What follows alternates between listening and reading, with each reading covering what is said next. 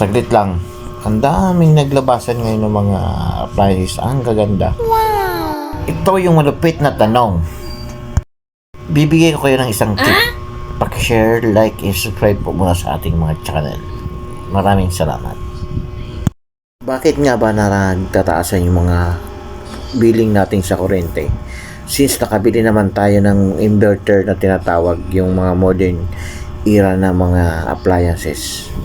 Ano ang isa sa mga dahilan? Ito na po yung mga dahilan bakit tumataas sa ating kuryente. Una-una po, after natin binili yung isang unit o appliances, hindi tayo binigyan ng isang orientation kung paano ang maintenance nito.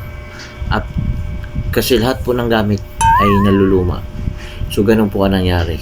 So, kung paano gamitin na makakatipid. So, basta binili natin, excited tayo, gagamitin natin. So, ganun po ang nangyari sa atin. Pangalawa, yung preventive maintenance ng para sa isang appliances, hindi na natin nagawa.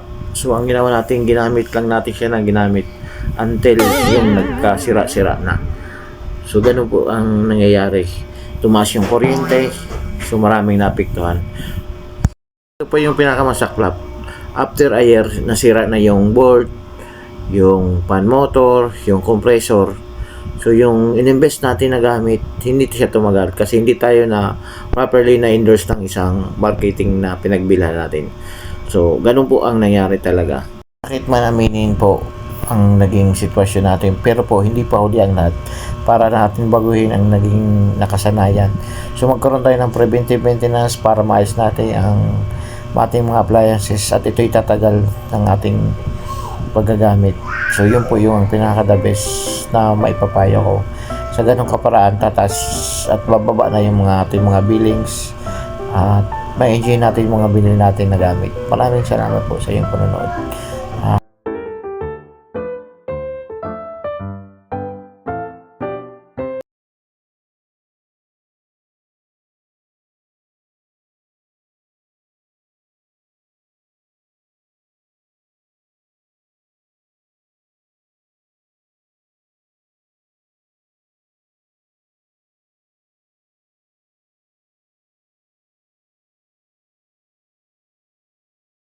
Ganong kaparaanan po, magkakaroon po tayo ng pagtipid sa kuryente, pagkasira ng ating mga gamit, at mga iba pang gastusin kung masira yung mga parts ng ating mga gamit.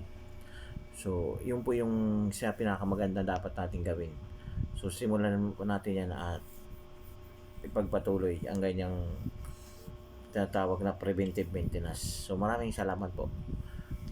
Tayo po ay matuto at maging responsible sa ating mga gamit.